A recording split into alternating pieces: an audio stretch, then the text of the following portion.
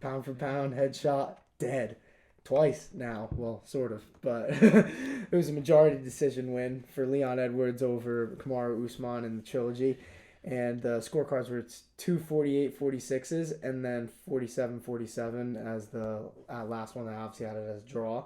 But what did you just think of Leon Edwards' performance? Just like putting a stamp on this little rivalry that's kind of brewed in the past year. Dude, I mean, this time around, I think we really got to see just how technically sound of a fighter that Leon Edwards really is. Because the way he was controlling Kamaru Usman, just keeping him within range and not getting hit himself all that much, just man, that was really like I really like. I feel like I haven't even watched the fight enough, honestly. But like, cause I just want to just feel like every single man, like Leon was just landing with such precision and like someone like for you, for instance, you've been keeping up with almost his entire career, obviously, by now, and like you've seen like this kind of fighter in it with him this entire time. It's just like The it took progression this, has been yeah, it wild. took this long to get here, and then obviously the last time around when he becomes the champion, it's by way of a fight like let's be real, like one way or another he was losing. It's by way of the most miraculous head kick of all time. So now this time around, in front of the British hometown. He puts all well, I would say all, but once again, now Leon Edwards is in the complete spotlight. He's the main event, so he's going to be scrutinized. He's going to be scrutinized a little bit by whoever it might be, and so maybe not all the doubters he puts away, and then Definitely whatever not Colby. question, yeah. Oh man, yeah, we gotta speak about that. But right now, Yeah, it's we'll get Leon into Edwards' it. time, and it's like that's it. Like he did it twice. He beat Usman twice now. He sent Usman down there officially, and now like he said it. I mean, just to jump to the post fight, but he said it best himself too. Like I'm the king now. I should be calling the shots of who to face next, and I agree 100%. This was an absolute just yeah, what a well done performance by Leon Edwards. Just absolute. I liked You could him. tell how much the training like and all of that. Like he was absolutely. And I was seeing stuff too like oh Leon looks so nervous and like Yeah, Kamaru Usman has staring like this hole through him. It's like there's at the end of the day there's only so much you can. It's like what do you want like what do you want the guy to do? well, but They just everybody want to once the get in there. weigh-ins come, everybody turns into like body language Yeah. experts all of a sudden, It's which is like, dude, they're hilarious. 24 hours. They're 24 hours out from putting, just absolutely everything they worked for into freaking a max of 25 minutes for the championship. Like I'm sure all they want to do is just get in there and just get it on with already. Like words can only do so much in that instance. Yeah, And I don't sense any mental weakness from either of these guys. Usman seemed locked in and ready to prove everybody wrong because he fought decent, but just Leon, it was his night, and yeah, Leon's striking and is that's the thing unbelievable. too. Like I feel like which is like I feel like with every pay per view main event, we end up coming back to this topic, this conversation. But honestly, we could beat it. We could beat it as much as we want, honestly, because it keeps going and going and going. But like, then you get to where people aren't giving Kamaru Usman the credit that he should probably get, because I'm sure a lot of people thought like, dude, like nobody comes back the same after getting knocked out like that. Especially losing the title as well.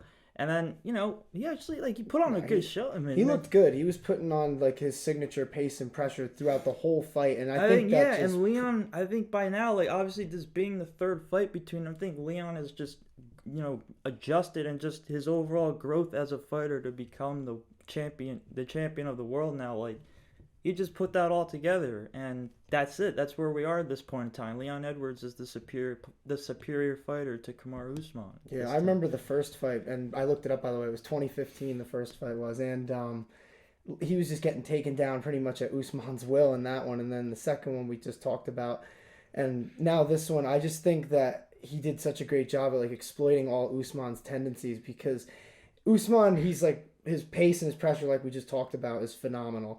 But then you just factor in how he kind of like dips his head a lot when he's feinting in the Yeah, takedowns and going for the overhand right. exactly. Edwards was just Yeah, grabbing him and hitting him with those exactly. knees every time. And even though Usman was walking How? him down, Yeah.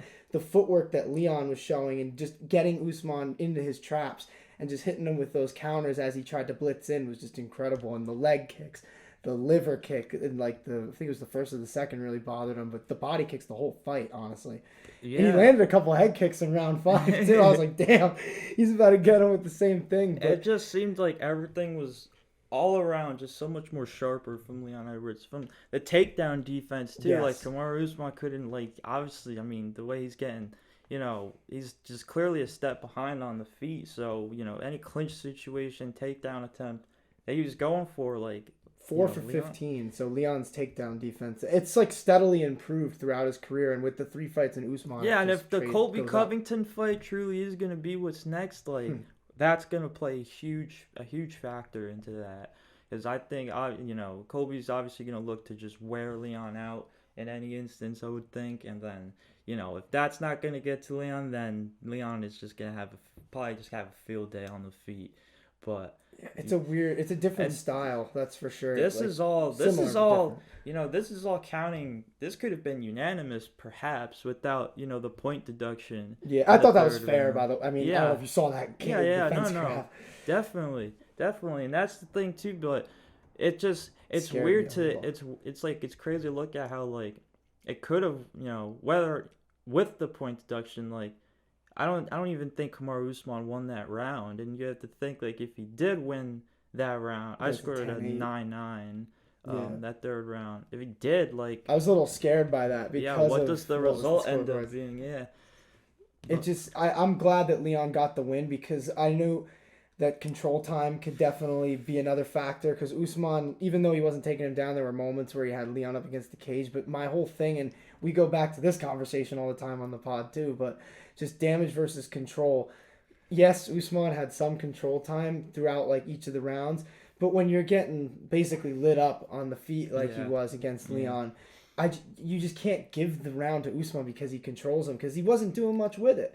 That's the obvious point here, and I'm glad that they showed the stats too in the 5th round that Leon was outlanding him by like 30, and I thought that was really the moment when it set into me. I'm like, damn, like, Leon's really just beating him up in this fight, because on the first watch it looked a little closer, but then when I watched it the second time, and even as the 5th round went on, because Leon dominated the 5th round, and I thought he dominated both the championship rounds, by the way, which is impressive against a guy like Usman. But in your first title defense. Exactly, and considering how the second fight went too, and you talked about it, just the steady improvement that he's had is phenomenal. Yeah, but he's an absolute just wizard of a technician, and then if we're gonna see that grappling come around too, the way that he showed on Saturday, then oh man, yeah, we might have a champ for a while at 170. So it's gonna be tested if his next fight is Colby. I love how Colby, after like every welterweight title fight, he's just in the crowd like, "You suck! That was a horrible fight. My belt." He's just always yelling shit, and I love it. Like, he's always in that position where he's never the guy with the belt. Besides when he won the interim title against RDA a while back. But he's never, like, just been the undisputed champ, which is crazy to think about. He's been at the top for so long. And now I guess he's about to get another title shot, because him weighing in as a backup was a surprise to everybody. That was completely under wraps. So I don't know. There's definitely a lot of people who don't like Dana saying that Colby's going to get the next title shot, Bilal Muhammad being one. And that's probably fair to him. And poor Bilal, by the way, Dana's like, yeah, we'll give him a shot. I'm like, jeez. I'm like, come on. Give Bilal a break. Think about it. Luke Gay, Sean Brady, like all these tough names. Like trying to climb up an escalator that's going down. You're trying to climb up. And Bilal's a bad dude. He won't turn that fight down, because I think he truly believes that he's better than everybody in the welterweight division. And I think if he were to win that fight, he should get a title shot. But going back to the next title fight, probably Leon versus Colby. I kind of was talking about it before, but I think the wrestling styles are different, and I'm curious to see how Leon deals with the more like volume takedowns rather than the powerful ones that Usman throws. And that's why I think this fight with Usman, I think could really, I think probably, maybe I won't say like hone, obviously, like there's still more to be seen and all that, and then obviously Leon won the fight, but just being in those championship rounds and all that, and you have a guy with Usman that, you have beat on the feet, but if it gets taken to the ground, like obviously the control time factor and whatnot, like it's gonna wear on you and all that. Like cardio is obviously play its huge factor into things, and then obviously a guy like Colby Covington as well, who just has an unlimited gas tank. Yeah, I really do. It really is like it is a match. Like I think I speak for just about every fight fan that obviously doesn't hate Colby Covington's guts and like never wants to see him near the title again. See, But you say that though, but that's probably a pretty like that might be a low number. Like you might be in the minority of that one. There's a lot of people who hate Colby. Me and you are like pretty big fans. yeah, oh, well, yeah, no, I get it in that sense. I 100% get it. It's You're warranted. talking for It's about like warranted, too. 18.5% of the MMA But community. in terms of No. Colby Covington actually fighting, like, I think we all like to watch Colby Covington, like, in any scrap. So, Fun, man. yeah. I love the build up every time. Like I said, even just him outside the cage just talking shit. Right after Leon wins in his home country, Daniel Cormier's like, there's a man in the crowd who really wants to fight. And he's ready, dude. He's just ready to talk all that shit. Remember when he used to call him Edward Scissorhands when he poked Bilal? Oh, That's God. what I'm saying, dude. Colby's It's hilarious, like dude. every current welterweight that there is right now in the top 15. Like, Colby Covington has some sort of dirt on. And, yeah. He shit on Hamza. I don't know if you heard that. He said that he's unprofessional, misses weight. He goes, I don't ever want to hear his name again. He sucks at fighting. I love when he says that he sucks at fighting. Nobody's like, that's safe. such an objective. Nobody's safe. What a blanket statement. Like, not he sucks at like this aspect. He doesn't suck at mixed martial. He Yeah, sucks at fighting. Just the whole thing of fighting. Just straight- he sucks at it. Just berating a guy from his manhood instead of how he actually fights. He's funny, man. I enjoy it, but. Anyway, back to not to just completely talk about Colby. We definitely got to talk about the fight itself.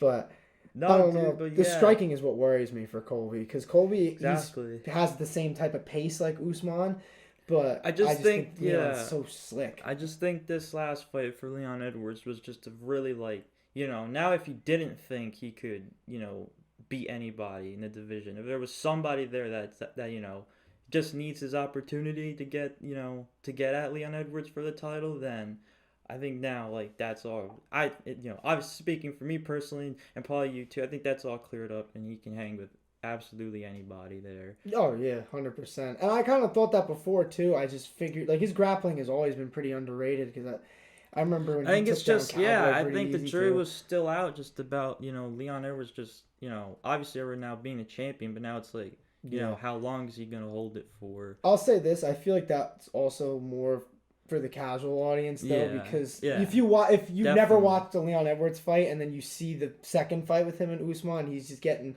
dominated from round obviously, 2 on, yeah, and obviously then he landed the head kick. We've talked about just like the flair and the personalities of whatnot that the welterweight division holds. Obviously, just talking about Colby Covington being just one of them, and then so Leon Edwards, someone who just kind of I don't want to say obviously not fall to the wayside, but kind of just gets, lost in the shuffle a little bit, like just in the mix, just obviously as unlucky as all the things he's had to overcome to get to this point now, and then obviously now he gets here, and then obviously his last fight is just the most craziest leg kick of all time. Now it's like, oh, now all we know Leon Edwards for is just that, like, that head kick that he landed. Whether you think is lucky or not on Kamaru Usman. Isn't it crazy that before that, the casuals knew him as the guy who beat up Nate Diaz and almost got finished? Like, that's exactly. Nate posted the king emoji to him, like, this guy's crazy. I love that he just posts that all the time, like, just completely forgetting about the first 24 minutes where he's getting mauled. Dude. But Oh my God. that is hilarious. That's perfect, yeah. I love the There you welterweight go. division, dude. I really do. It's always exciting when like we get to talk about the Dude, yeah, top. exactly. For every every big welterweight fight we cover from now on, you gotta bring out the Funky Ben shirt. You know what's funny? I was literally just thinking about that too because I was about to shout Ben out for literally like just saving it. Because Ben, if you really think about it, Ben Askren, he kind of created a lot of the personalities at welterweight. He just constantly shit on Colby Covington. At the time, he was talking shit to Darren Till and Masvidal. And then also, he pretty much started the whole Marty thing that Colby says now. Because if you remember the video, the infamous backstage when he's like, "Hey Dana, why don't you let me and Marty sit together?"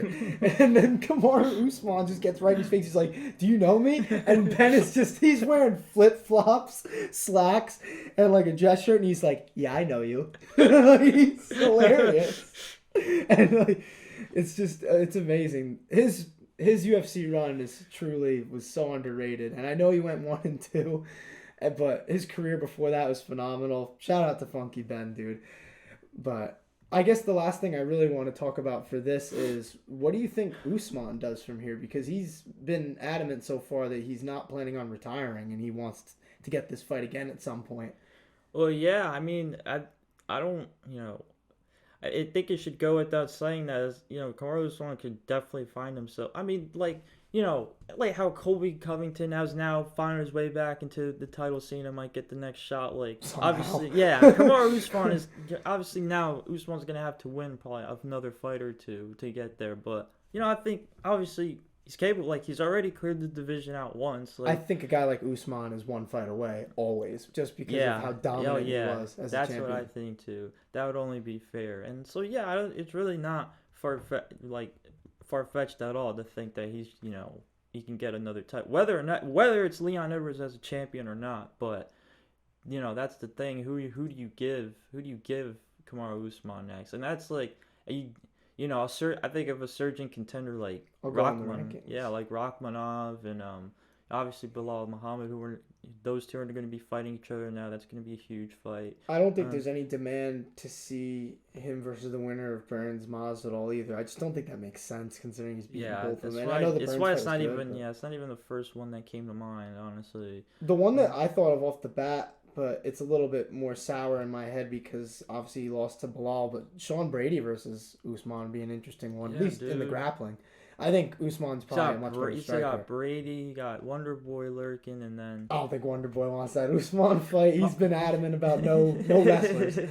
Oh, that's right, yeah. And Usman ain't messing around on the feet versus Wonder Boy, that's for sure. Yeah. Especially after seeing what he did to Kevin Holland in December. I don't think anybody's messing with him. Dude, well, I guess we got, see what, it looks like Hamzat wants welterweight instead of middleweight now. Well, I don't know what's Dana said that's not happening. So, I don't know. I think he should be fighting at 85, and I don't see why he wouldn't want to. I feel like his style is better there because there's a lot of wrestlers at 170, and at 185 there's mad strikers like Pereira, Adesanya, even Whitaker to a point. He's got wrestling, and then I don't know, like the only wrestlers that are really like coming up that I could think of are like people like Brunson. Duplessis has good wrestling. Then there's Bo Nickel, who's like way in the wings at this point. Duplessis is probably the closest I can see right now. I'm trying to think. I hope I'm not forgetting anybody, but I don't think I am. Yeah, no, because Vettori, Cannonier, Costa, these are all strikers. Dolidze maybe, and we're going to get into his fight a little bit later. I don't know. It's interesting. But I think Usman is always one fight away. I think we've established that at this point. I mean, he had 5 title defenses. Yeah, we'll probably take like an extended amount of time off, and then he should honestly just get back to it and wait for the division to shake out a little bit. Watch some of these good fights that are coming up with it, and he'll see from there. But then the co-main event, at least Trevor Whitman got one win on the night with Justin Gaethje beating Rafael Fiziev by another majority decision too. I think one of the judges gave Gaethje a 10-8 in round 3, I believe. But Gaethje looked just amazing in this one, honestly. And it was a war, as every Justin Gaethje fight is. Even the ones that he wins are usually pretty bloody. Yeah, I am calling the highlight for nothing. Yeah, dude. But, I mean, that third round especially, it was like, holy shit. Like, if you forgot how freaking, electric of a fighter Justin Gaethje can be, when all the momentum is, going his way and all of that, and he's just unstoppable with the strikes, like, you get that third round. And that's ultimately what won him the fight there, because, man, dude, I would have loved for this to be a 5-round fight, because whether it would have been someone getting knocked out, which in case, like, obviously, with the fight ending in the third round, it looked like it was going to be Fiziev the one to get, finished, or just straight going the distance and just both fighters are just there's just blood everywhere, and then you can't even really tell, and but someone's got to get their hand raised, or whether it's gonna be a draw, who knows. But man, I think 2 more rounds of that fight would have I could have watched that fight all day, but obviously I wish that fight was Pride rules, where it's just no time limit, and they just go dude, just let them just go. Exactly, dude. 10-minute round. Exactly what was going through my mind. I was like, damn it, dude, the fight's over right after the 3rd round, and then yeah, dude, I couldn't even really I had no real qualms with the decision either. No. It looked like, all right, Fiziev's got this pretty controlled, but I wasn't counting out Justin Gaethje for a second. He proved exactly why in the 3rd round. I just thought Fiziev was landing some good shots, and obviously I was kind of half in, half out during this one, as I'll get into in a second. But Justin Gaethje, and the points where I was really paying attention, he was landing a lot of low leg kicks, a lot of them to the calf. Usually he's more of a thigh leg kick type of guy, but he was landing some nice calf kicks against Fiziev that were messing his movement up. But the uppercuts that he was landing, especially in round 3, were just unreal. And Fiziev's face, too, was just a bloody mess throughout that fight. I remember that at one point, I was just sitting at the one table at where we went, and they showed a replay of Gaethje just hitting him with an uppercut, and you just see blood, spit, just all this just fly off his face. And I was like, God, that is gruesome. But what a win by Gaethje. And I think that he's in an interesting spot, because lightweight, it seems like those top contenders barely want to fight anyone below them, and Gaethje was really the first one to crack and do it, and he won. So now he really can call his shot a little bit more, because now you can't say he's ducking people, because look, I just beat this guy who's up and coming. Yeah, that's a huge win, dude. Just when you thought, we were getting ready to count Justin Gaethje out and just not really regard him as, this top lightweight anymore, he comes right back with an a huge, reminds you a little bit. Huge win. I just thought that it was incredible, but I wasn't watching fully, so I'll let the pod listeners in on this. Oh yeah. So me and Jim from if you guys remember him, he was in the THH 1 year special, which you should check out, by the way. Very funny video, reading some power slap comments. Anyway, we went down to this one bar and grill, and they were having a meet and greet with Valentina Shevchenko, and Valentina is Jim's absolute favorite fighter. One of the reasons why he is in the sport in the first place. And so because of that, we were if the opportunity ever came up, we'd have to go to one of these. And so we did, and she was sweet as hell. It was amazing. So we were waiting for it, dude. They had this list, all right, of all the names and the tickets, and I swear to God, we were almost dead last. And we're standing there waiting, dude, for over an hour. And they're saying names like Greg H, Shanna M, and I'm they're just making up names at this point. They're just not calling us. We're not gonna meet her. She's just gonna leave, and they're gonna say fuck Rob. But I just think it doesn't matter. But anyway, so we did eventually get on the line. They did call us probably about 3rd to last, and we not complaining too much though, because it ended up being pretty cool. Anyway, we get on the line, and one thing that I thought was cool was that her head coach Pavel, he was there too. He was sitting in the corner, but when we kind of got by him, there were a couple of people taking pictures with him, but he was talking to somebody as we kind of got there, and I was like, I don't want to be a jerk, and plus I'm I'll just meet Valentina in about 10 seconds, and then we go up there, and it was cool. She's the sweetest person. It's crazy because she's a killer, and it was wild because I was telling her about just how one of my favorite knockouts of all time was hers versus Jessica I at UFC 238, and just a couple other things how I hope she gets the belt back, stuff like that, and then obviously the Gaethje fight was on during that, and I forget what I said, but it was something about that, and she just all of a sudden she was oh, how is the fight going? And told me basically just what's going on. And I'm obviously we've been doing this podcast for the past year talking fights, and I'm dude, I'm about to talk fights with Valentina Shevchenko. And I was just talking about Gaethje's leg kicks and stuff, because I was watching while I was online. So basically the way it was, I was online for the first round, watching it intently. The second round I was in and out, because that was when I was meeting her. And then round 3 I saw completely. So that's where I get a little hazy in the middle rounds, which is why I'm not talking much about the decision. But I saw most of the fight. But talking fights with Valentina is a crazy memory. And we got, I'll pull it out. I have it here, the signed signed Valentina poster. Let me go on the actual thing so I can see it. So yeah, dope. signed in the middle. It's tough to see on the camera just because it's like gold writing, but there it is. So that was cool. Really sweet person. And I'm sure Jim was like really excited, probably near trembling. I know I was pretty excited because she's MMA royalty, one of the best fighters ever, male or female. And it was an honor to meet her. She's awesome. And you got to talk fight with her. Yeah, no, it's pretty crazy. It's pretty crazy. But shout out to her. I thought it was funny too because she had a security guard. And I was like, what the hell does she need a security guard for? I'm like, who's going to step to Valentina? First of all, who's going to step to Valentina?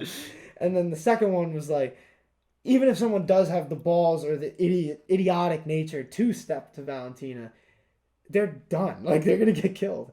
So Valentina's going to do what she did to Jessica I to them. And yeah, that's pretty much all I was thinking. I was like, that security guy, he was probably like happy. He's like, it's going to be a pretty easy night. I don't think anybody's going to attack this pro fighter. But fun event, good food. I'll shout out the place. This place is called Rivs Hub in Toms River, New Jersey. So if there's any Jersey listeners, check them out because they got some really good food, good drinks. Good place. And I've met a few fighters. I met Tracy Cortez there last year with Jimmy. She was really cool too. And they put on a hell of a night. So anyway, we'll move on a little bit throughout the card. Actually, one last thing about the Gaethje fight. I like that there's some momentum building towards a rematch with him and Poirier. I would love to see that rematch. And 5 rounds. Don't put that on a pay-per-view. Give us 5 rounds. Especially after this fight. Because you were just saying it, like, who wouldn't want to see a 5-round war? And we've seen the first fight between Gaethje and Poirier. That was one of my all-time favorites. One of the better main events of a fight night that I've ever seen. And now we're talking about the rematch, and it gets me excited just thinking about it. So here's to hoping that happens. Yeah, Dustin Poirier's in a really weird spot right now, too. Like, so I think this fight is honestly just, like, should be served on a silver platter to him. Yeah, I think he's down for it too. I mean, he won the first fight, so I would think he's probably pretty confident, especially after the McGregor wins too, and you got that red panty night. He's probably feeling pretty good about himself lately. But anyway, we'll get to more fights on the card. Someone who is probably feeling pretty good about herself is Jennifer Maia for taking Casey O'Neal's and that was a good fight because I didn't know how that one was gonna go honestly because Casey has really good grappling, but she wasn't really using it as much to her advantage. I think she was struggling to close the distance. That was really a lot of it. And I think her way of closing the distance was what kind of did her in. Because her jab to left high kick, like combo, like just the same hand to the foot is phenomenal. I thought that she was landing that pretty well, but it just wasn't enough. And it seemed like every time she was closing the distance, besides with that nice combo, she was just winging shots, kind of like this. And that was when Jennifer Maia was just landing those just easy 1-2s and just good boxing combinations and almost really lighting her up every time she was coming in. And I wasn't shocked to see that scorecard. There were honestly a lot of close fights on this card. But this one honestly wasn't one of them. And it sucks. I like Casey O'Neill. I still think that she can do things in this division. And like she's only 9-1 now. And let me see how old she is because she's definitely young. I know she hasn't been. Well, it's just unfortunate too, coming off the knee injury and this being her first fight in a year since that. So she's 25, so she'll definitely be back. Hopefully, better at some point. And I don't know. Like you said, there's something to be said too for lasting 15 minutes after tearing your ACL less than like a year ago. So hats off to her for that. But Jennifer Maia too, like she deserves some praise because she really put on a show. Like, that was one of her better performances that I can remember. And I enjoyed that. That was a pretty good fight. Like, I didn't know what to expect really with that one. I honestly thought it was going to be more of a grappling match than a stand-up fight. But it was a war on the feet. And those girls really laid it on the line for us. And I was happy about it. And, dude, Valentina, unfazed. not even paying attention. She's probably thinking, like, these girls are irrelevant to me. Even now as like the former champions, probably like, these girls. She already beat Jennifer Maia and Casey O'Neill, obviously coming off the loss now. Valentina's probably like, nice. Yeah, just scoffing at it. Like I got a meet and greet to do. Yeah, I gotta talk about it, Rob. No, but Anyway, just one of the other fights that I was really enjoying as I was waiting on like meeting her was Gunnar Nelson and the name is Brian Barberena. I don't know why that was just hard to remember. I love Brian Barberena, but I kind of figured that this fight was gonna go similarly to how it did because Barberena, he's a dog on the feet. I love watching him fight, like I just said, and I just think against a jiu-jitsu guy like Gunnar Nelson, like we were expecting him to get taken down, and it was more of a matter of can he get up and make this into a dog fight. The answer to that was no, sadly. Gunnar Nelson, just one of the cleanest arm bars I think I've ever seen. That was pretty awesome. And it was cool too because like the whole bar is just like, oh, I love that the bar can seek out some good jujitsu when they see it. But the casuals are getting a little bit better with the ground game. I love that. But Gunnar Nelson, man, it's crazy to talk about like a veteran like him as underrated, but I feel like he is, dude. He's been around for so long. He's been doing this to guys forever. And he's had like layoffs here and there due to injury, and it seems like he's starting to get back into regular competition. And I don't know, I just want to see him against like a ranked guy. And I was looking at the rankings before we started this, and I'm curious to see what you think of this idea of mine. But Michael Chiesa and Li Leech Jingliang are fighting at UFC 287 at the beginning of April. I'd love to see Gunnar Nelson versus the winner of that. Whether it be Chiesa because it'd be really fun on the ground, or the Leech just to see if he could do what he just did to Barberena. And either way, he'll be getting a number next to his name after that. If he wins, obviously. Dude, yeah, I'm down. I'm really down to see that for Gunnar Nelson. Honestly, I think it's a big opportunity to get that number finally as well. Yeah, it's been a while, man. I think he'll It's make a been really good top. fight with the both of them. But obviously, Chiesa, Chiesa's going to be able to stand toe to toe with him on the ground. So I kind of want to see that. Like just for the grappling fan in me wants to see those like scrambles on the ground because I think that'd be a really good fight because Chiesa is so strong and he's just like he's really like a wet blanket on top of guys. And Gunnar Nelson though his jiu-jitsu is so smooth, and we've seen Chiesa get submitted before. So just like thinking about how that fight might go with just the scrambles, submission attempts, and escapes possibly, I wouldn't mind seeing that fight. But I also wouldn't mind seeing the Leech try to take his head off. Because either or sounds like a fun time to me. But the main card opener was a really fun fight too at middleweight between Marvin Vettori and Roman Dolidze. And this was another one that I kind of got on and off by. I don't know if you caught more of it maybe than me, but what did you think of the scorecards of this one, first of all? yeah, dude, that was pretty interesting, honestly. But I mean, it looked.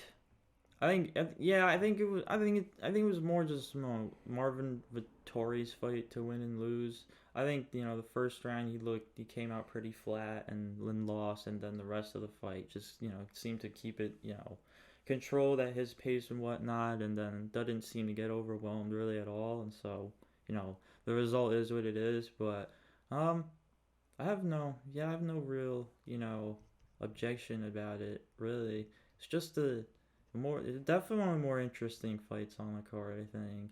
Yeah, I enjoyed it. I didn't think it was going to be as close as it was. I figured like it was going to be one guy or the other, not really picking a side. That sounds pretty stupid. Yeah, I thought one of them was going to win. But I think people get what I mean by that. But I mean, Roman yeah, Dolidze, matchup wise, like really good fight. Like, yeah, I think one was definitely a sleeper fight on the card, and then for it for to sure. actually happen, like, yeah, I almost yeah, forgot about it during fight week, just with being hyped for the trilogy, obviously, and I always get hyped when Justin Gaethje's going to fight. Gunnar Nelson's also another personal favorite of mine. I've liked him for a long time. Because right when I got into the UFC was kind of when he was near the top of the welterweight division, and he was like actually submitting dudes at a high level. And then he had the long layoff, but he was starting to get back to it, obviously. And then Marvin Vettori getting that win. Just, I kind of agreed. Like, when I was watching, it seemed, obviously, the first round was Dolidze's, but after that, it seemed, when I was watching, at yeah. least, that And Vettori was landing cleaner. with the leads they too, like there's a guy. I think I don't think big fights like this are like just done for him. I think this is definitely like a true like surging contending like middleweight that can can make his name heard into like that title conversation one day. I would So, but right now, agree. yeah, Marvin Vettori is Marvin Vettori is still the better fighter. I think he's still got some he's still got some juice to get back at the title in his own right. So Doesn't have that secret juice, yeah, no, he does not. He does not. But so yeah, and then speaking of that, obviously, like if Apollo Costa comes around in his future, and then whoever, I mean, because he's definitely gonna need like probably like two more. Like honest, I don't because it really wasn't that long ago that he was fighting Adesanya exactly. So I don't think it'll be Costa. I don't know if you remember, dude, because this is a fight that was so under the radar but so good, and I honestly forget that it happened sometimes because it was at 205. But Vettori did fight Costa, if you remember. No, I don't. You don't remember that, dude? At it was 205? a good fight. Yeah, you don't remember Costa like literally coming to fight week and he's like, "I'm 30 pounds overweight. Sorry about it," and he's just like, I'm not gonna make weight." He's like, "So you guys do what you got to do," and hats off to Vettori too because he's a straight savage. Took the fight anyway at 205, and I think he did he win that fight? I think he won that fight actually. Let me see, dude. I'm starting to forget. It was a while ago, but it was a good fight. I remember it being a legit war. Yeah, he won that fight, unanimous decision. So he has a win over Paulo Costa. So I don't think that fight's happening. Yeah. I don't know. I don't really know who you could give. That's a light heavyweight too. Has he fought Cannonier? Or does Cannonier might even have a fight coming up? I'm not even sure. God, the middleweight division, dude, it's all over the place now. It's like been a whirlwind for me ever since Adesanya lost the title. Everything felt safe back then. That's why like that kind of brings up like an interesting conversation I've been hearing about one night, kind of like thinking about. I don't have all that much of a stance about it because I think like on one side I think like it's fair that the automatic rematch thing, immediate rematch, like it does.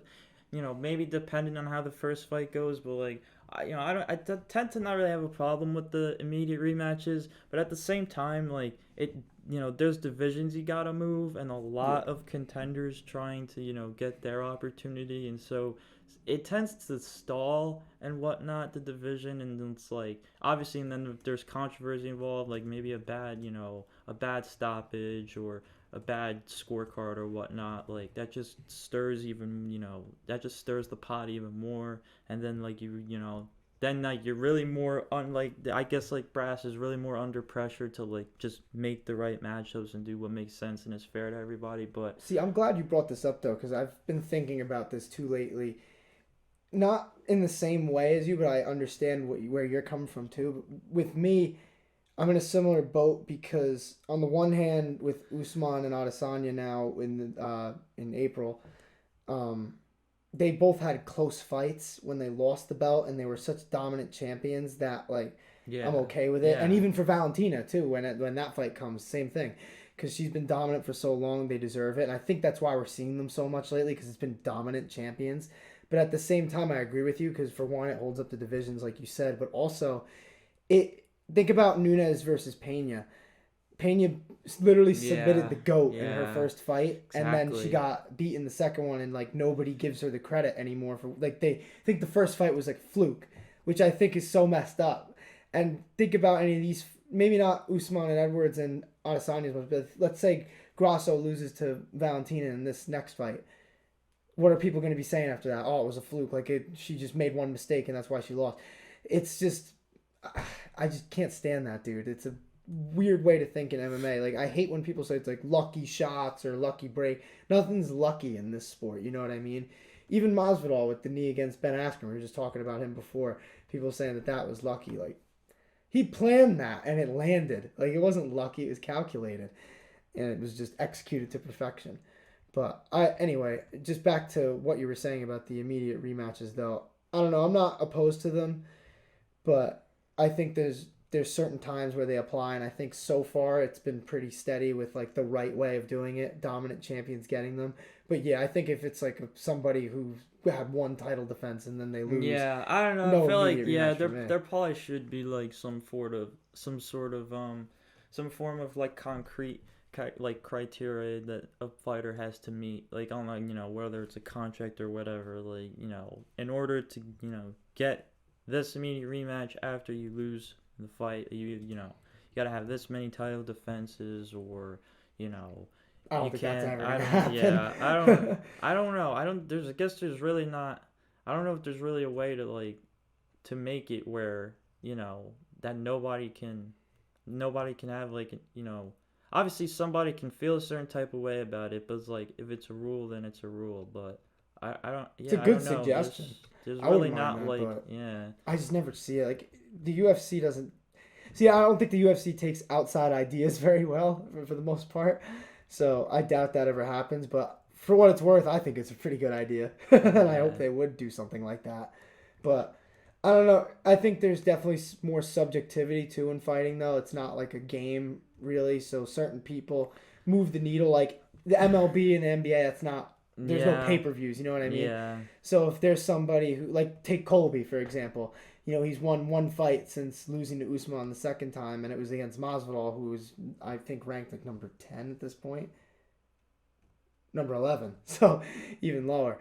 And he's getting a title shot most likely, and he moves the needle. So you could argue he might even deserve it for that reason. Because I'm also one of those people who doesn't like to just shit on the UFC for not giving it to the right guy, because at the end of the day it's a business and people need to understand that. You could not like it, but you have to understand it, because yeah, in my opinion Bilal Muhammad deserves the title shot. That's like clear. Yeah. But I Yeah. also understand why Colby's getting it, because now it's a new champion.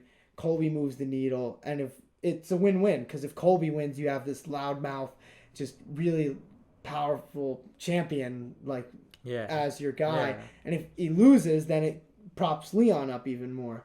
And I think that's probably what they have in mind. So, and I think Bilal versus Shavkat is probably a title eliminator at this point. And Burns versus Masvidal is just for fun. So, I don't know. With that, I say we get into the prelims a little bit. We'll talk about some of these fights. I wanted to start off with this one, so we're kind of going to jump around, I think, in order. But Veronica Hardy, formerly Macedo, obviously, she defeated Juliana Killer Miller in an awesome fight. Like that had to be the best performance of her career, if I'm being honest. And I think that it was. I saw this one meme that was great. It was like female fighter, like ideal base for a female fighter, marry Dan Hardy. I was like, it's fair. Yeah, But it was cool. It was cool for Dan Hardy to be in her corner too. I loved listening to that too, like him just coaching her throughout, and her literally you could see her listening to what he was saying and applying it, and it being effective and working out. And just watching her give that type of performance after literally 3 years off, and her last fight was a loss and just a straight up war. I remember. I think it was on the last card before like the pandemic. Yeah. So long time ago. And to dominate somebody who the UFC is clearly high on in Juliana Miller, I think she was even like a minus 400 favorite. And I still like Killer Miller too, but Hardy just put on a show in there. It was amazing. She was just lighting her up on the feet, on the ground. There was nothing that Juliana could do. She was going for submissions, but not much was really landing in that sense. The arm bars were like the closest, I would say, but none of them were really deep enough where I felt that Hardy was in any trouble. But what a cool moment, honestly. Like I liked seeing that for her, because I had watched her interview on the MMA Hour earlier that week too, and just listened to her talk about like her journey back from dealing with the concussions, from training everywhere around the world pretty much, and now landing in Rough House with Dan Hardy and Judo Jimmy Wallhead. It's cool that she's in the right spot, and if she looks anything like she did in that fight in the future, she might be a name that we're talking about, because she's been around for a bit, but I think she's only 27. So she has definitely a nice future at flyweight. And I can't wait for her next fight. I thought that was really cool.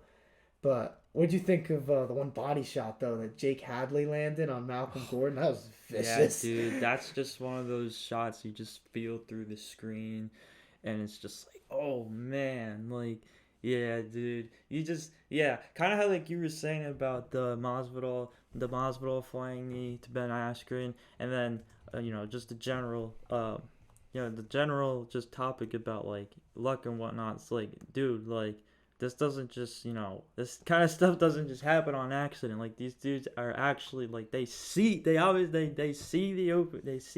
is there. It's all about execution and timing, and then the rest just takes care of itself. That was so satisfying to watch. Like, I love a good just liver punch to just knock someone Dude, right down. oh man, The way it never he just, fails like, to fell just forward. it never fails to just make me just like squirm and wince. It's like, oh man, You dude. just feel it. Yeah, Like, dude. if you ever had the wind knocked out of you, just think about that times 1,000. Like, that was incredible, man. And I like that kid Hadley too. He's coming off the Contender Series, and I've seen a couple of his fights now, and he's a guy to watch in that division.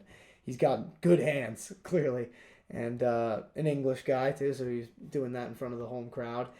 And another guy who these contenders, some of these Contender Series dudes are like really bringing, like, I don't know if it's just youth or whatnot, but like they're just bringing like this like flash to the main stage. It feels like they're just like really. I think it's just because there's so many of them at this point. Like, it's been around so long, and now we're seeing guys like Sugar Sean get to the top. Jamal Hill is now the first champion from the Contender Series. So Alex Perez has fought for the title at flyweight, since we're talking about that. I just think that now that it's been a few seasons and we're starting to get past the early crop, now we're starting to see stars come out of it. And I think it only continues with guys like this, and just honestly a lot of these people. Like, it's crazy that Sugar Sean O'Malley, I think, was on the first episode. That's unbelievable. Yeah, dude. That's crazy. But anyway, on to another fighter from I think he's from Manchester, Muhammad Makayev, one of our probably favorite prospects, I think, as a duo here. And that was a crazy win. Like, he was dominating the first 2 rounds, but that knee part, dude, that was scary. Did you see his knee was not bending the right direction? That was unbelievable. Yeah, that's like just pure like adrenaline. You have to be so locked in and just like no, like nothing's gonna take me away from winning this fight. Obviously, like, he knows in his head too, like, stay on the attack, and this is gonna be an easy unanimous decision.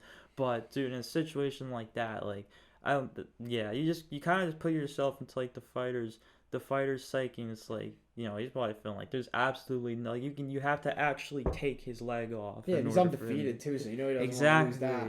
Yeah, dude, this guy's an absolute just warrior, man. It's why I was hyped for this fight coming in, because Fiziev, he's the type of guy who doesn't mind attacking from his back.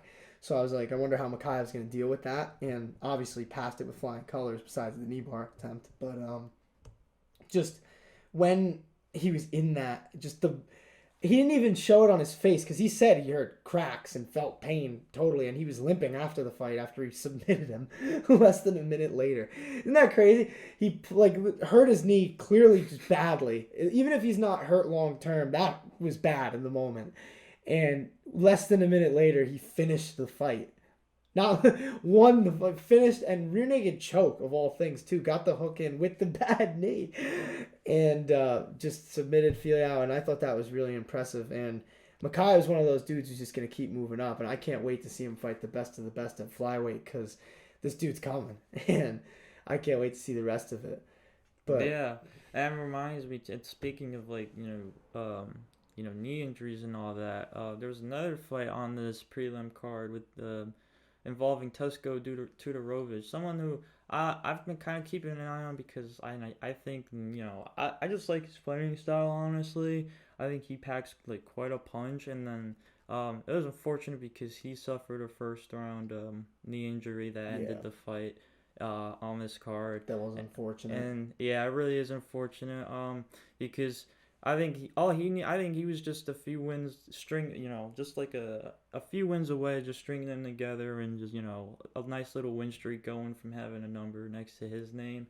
And I just think he was just start gonna get him more better fights and whatnot that he's capable of winning, obviously. But I hope we see him around still, honestly, within the division, because I think he fits really well into someone that can hang with somebody in this top 15, and then hopefully it doesn't take longer to get there now after this injury, because that was I felt bad for him. I was looking forward to that fight too, because it was against Duncan, right?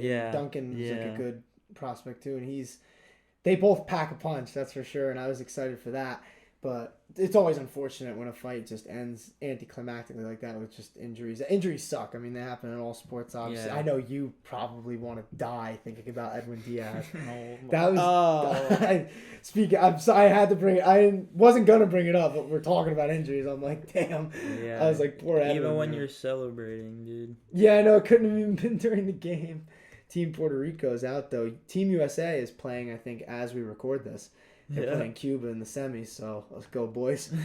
But I was sad that Team Puerto Rico lost. For anybody who doesn't know this is kind of crazy. This is a big reveal for anybody who doesn't know.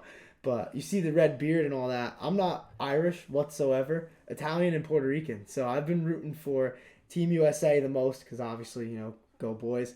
But then, rooting for the ethnicity a little bit. Team Italy and Team Puerto Rico. Very fun to watch. And World Baseball Classic has honestly been really good. I don't know how much you've been watching it. Not as much as I honestly should, but I don't know. I honestly, I wish I had been keeping up and watching more because I'm super excited for the MLB season. But Yeah, man. Me too. Yeah, I guess really when the whole tournament's over, I'm just gonna catch up on a bunch of recaps and highlights and all that. Yeah. So, Do you happen to see Trey Turner's Grand Slam? Yeah. Salute, dude. Salute to Trey Turner. American hero right there. But anyway, we'll get back to the UK for one last prelim fight that I wanted to get to. And it's about a guy who we've been pretty high on us throughout the run of our channel here. Jack Shore made his featherweight debut. Apparently he had a lot of tough weight cuts to 135, and he kind of attributed that to being why he lost to Ricky Simone, just from being exhausted from the weight cut and just not being able to deal with that pace. And against a guy like Amir Khani, I thought that was a good first matchup because Amir Khani's obviously a good wrestler, but tires out himself and has some flaws. And Jack Shore looked incredible in this one. I thought that was a good debut. What did you think about his speed in this fight? I thought he looked a little bit slower, but I don't know how much that's going to matter a weight class up. Well, yeah, I think that might just be what it is right there. And then he seemed at least just hearing him talk about the weight, about the move before the fight, he seems it seems like alright, this is his natural weight class, this is where he's gonna be. And yeah, man, with the division that's in flux as much as featherweight is, this could be a good move for him. So yeah, I think because that speed is definitely gonna it's definitely gonna play its part into future fights and whatnot. And I just think he's technical, he's technical enough and just that skilled of a grappler too already that I think he's gonna hold his own, but I think he's definitely got to be ready for anything, absolutely anything in this division. Just of how explosive some of these guys are. So a lot of good grapplers at 145 too, and unranked good grapplers to add that. So he could hit like that. He could hit that stopgap or whatever you want to call it, very quick. But I'm excited to see the rest of his featherweight run because I think there's every reason to agree with him too. This is where he should be. So I hope he does. I like him a lot. He's so underrated. He's not the type of guy who's gonna go crazy talking shit, but he's 17-1. His skills speak for themselves. He's good on the feet. He has just really good kickboxing, and then on the ground he's even better, which is crazy considering he's from Wales. You don't usually see that, but he's incredible, and I think that he's always somebody to keep an eye on. But to wrap up the talk about this card before we go, I do want to talk about one last thing. How about Anderson Silva going to the UFC Hall of Fame, man? Let's get it. Let's go. I'm happy about that, dude. Right when the little promo package turned on in the bar, I was like, oh, yeah. I was pumped UFC Hall of Fame is finally gaining some credibility back. Yeah, they need to add Randy Couture, though. It's never going to happen, I think, as long as Dana's there, but there's a guy who deserves it. You need to put him in there. But Anderson Silva, not to take away from him, I mean, one of the more iconic fighters in UFC history. I mean, when you think about him, there's just so many fights that you could put your finger on. There's him versus Forrest Griffin, where he was just dancing out of the way and landing counters with ease. the Vettori front kick. You got things even recently like oh my god, I'm trying to think. There's one fight I had in mind like before we even started this, and it's like it escapes me. Oh, the Bisping one. He didn't win that fight, but that fight was a war, and I just remember watching that for the first time and seeing the flying knee that he landed. The one part with the I don't know if you've seen that fight, but Bisping's mouth guard pretty much like falls out, and he like points to it, and as he points to it, Anderson just comes up, flying knees him at the pretty much the end of the round, and almost finished that fight right there. But besides that, just the dominant fights with Rich Ace Franklin. This guy's just a legend. Even back in the Pride days, he was around. And I always remember Joe Rogan saying on his podcast just how when he first fought in the UFC against Chris Lieben, he told everybody he knew, he was like, bet the house on this guy because he's going to win this fight. And he lit up Chris Lieben, and obviously his career as a dominant UFC champion ended up happening. And one of the great fighters we'll ever see. So I'm happy that he's in the Hall of Fame. I know I kind of just hogged his whole resume there, but I don't know if you have anything that you'd like to say about one of the greatest ever. Yeah, I mean, you absolutely said it best. This is one of these guys that, as just an outsider looking in, like, obviously in like the early 2010s and all that, when we were still like kids and all that, like this is one of the names that you just naturally like, just playing even like the UFC games and stuff is like UFC one of the names. Back in the day. One of the names that just sticks in your head, and like you may not know exactly like why, but when you obviously get to now and you see the whole career outlook and all that, you know exactly why, because he's on the front, he's on the face, he's on the front of everything. Like he's made, like his name is out there because it should be, because he's one of the greatest to ever do it. And so yeah, man, it's so crazy. Anderson Silva is one of these guys, like, man, you just think could just fight forever, just straight, I mean, he still is. He's boxing Jake Paul and stuff like that. Just straight kick forever, and then so when when you get to now, it's like, wow, like it really is like just a complete like just new era within UFC and just MMA in general. So this is a big I love it. Big deal for sure. And you think about too his rivalry with Chael Sonnen, which is one of the biggest in the sport's history, and just all the venom that was in that and those fights. The first one was an absolute classic. Chael was dominating that fight, and then in the final minute, almost similar to Leon Edwards' title fight win, Anderson Silva submitted Chael Sonnen with the triangle, and then in the second fight, he just lit him up and dominated, and just one of the best fighters we'll ever see. Completely changed the game, even very famous. That's to a why casual audience. I love it. For me at the time that they fought, like actually like still getting into the sport now, and with talking about it with you and all that, seeing a fight like Adesanya and Anderson Silva happen, like that caught me, like that came also like fast to me. It's like, whoa, it's like this guy who I'm watching now, and like he's keeping me into it like at this current point, and then a guy who like, and the reverence of Adesanya in the cage with him, just the clear respect that he had for who was standing across from him. Like I feel like you just don't see like fights and moments like that all that much, and in this sport. And so when it does happen, it really it does put a lot into perspective. It's like obviously like it's like a passing of the torch kind of thing. And so that was definitely one of those fights that's like is gonna stick in my mind for a while. One of those like dream fights that you think of and you don't think is actually gonna happen, and then when it does, it's like, well, this is pretty cool, like no matter how it goes.